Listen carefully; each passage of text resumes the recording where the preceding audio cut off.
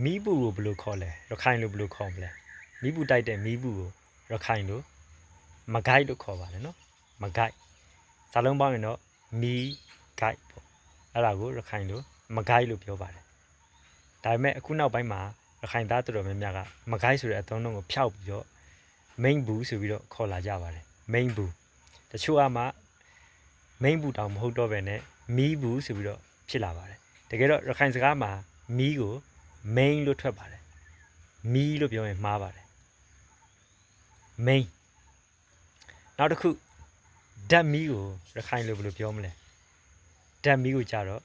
ဓာတ်တောက်ရခိုင်လိုဓာတ်တောက်လို့ခေါ်ပါတယ်ဓာတ်တောက်အဲ့ဒါကိုအခုနောက်ပိုင်းမှာဓာတ် main ဆိုပြီးတော့လောက်လာကြပါတယ်